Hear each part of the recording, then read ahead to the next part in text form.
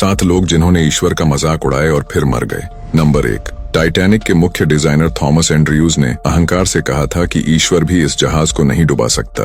और टाइटैनिक के पहली यात्रा से पहले जब टाइटैनिक के निर्माता जे ब्रूस इसमे से टाइटैनिक की सुरक्षा के बारे में पूछा गया था तो उन्होंने भी यही जवाब दिया था कि ईश्वर भी इस जहाज को नहीं डुबो सकता।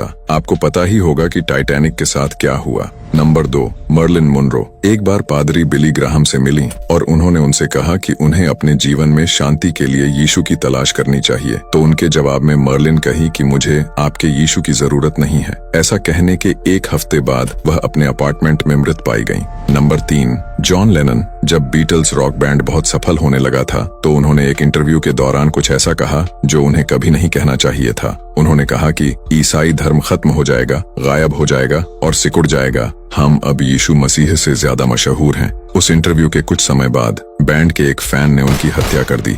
Number 4, Bon Scott highway to hell के अपने इस गीत में स्कॉट ने कुछ ऐसे बोल गाए, oh Satan I paid my due playing in a rocking band, जिसका हिंदी में अर्थ होता है, हे शैतान, रॉकिंग बैंड में बजाते हुए मेरा हक अदा किया। इस गाने के प्रकाशित के बाद 1980 में एक रात को उनकी मृत्यु हो गई। नंबर 5, कैजुजा एक फेमस ब्राजीलियन गायक जिसने अपने एक प्रदर्शन के दौरान सिगरेट पैकेट से एक कश लिया और हवा में धुआं उड़ाकर कथित तौर पर कहा कि ईश्वर यह आपके लिए है। उस घटना के बाद 32 वर्ष की आयु में फेफड़ों के कैंसर से उसकी मृत्यु हो गई।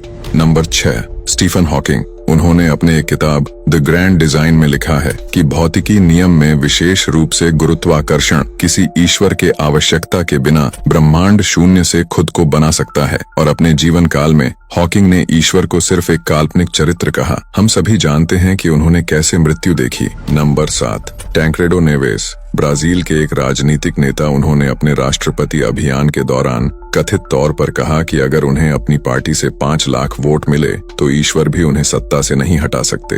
वे चुनाव जीते लेकिन पदभार ग्रहण करने से ठीक पहले अचानक से उनकी मृत्यु हो गई। ये उन लोगों के नाम हैं जिन्होंने अपने जीवन काल में ईश्वर का मजाक उड़ाए और फिर मर गए। इसका मतलब यह नहीं है कि ईश्वर ने उन लोगों को मोड़ डाला। ऐसा हो सकता है कि शैतान ने यीशु से आपके विश्वास को नष्ट करने और विश्वासियों को सच्चाई से दूर ले जाने के लिए किया हो। यह संभव हो सकता है कि वे मौतें शैतान ने अपने भयावह एजेंडे को पूरा करने के लिए खुद ही रची हों, ताकि लोगों के दिलों में यीशु के लिए भ्रम और संदेह पैदा हो और लोग यीशु के प्रेम और भलाई पर सवाल उठा सके और यीशु को नकारात्मक और क्रूर दिखाने की प्रयास सफल हो सके और लोग उस पर संदेह करें और यीशु को अनुग्रह और दया के बजाय न्याय और क्रूरता के रूप में देखे और उस पर से विश्वास खो दें। इसीलिए हमें जल्दबाजी में नहीं मानना चाहिए कि उनको ईश्वर ने उठा लिया होगा। ऐसा हो सकता है कि अपनी भयावह एजेंडे को पूरा करने के लिए शैतान ने मोड़ डाला हो। और आखिर में हमें हमेशा याद रखना चाहिए कि ईश्वर का मजाक उड़ाने के अपने परिणाम होते हैं।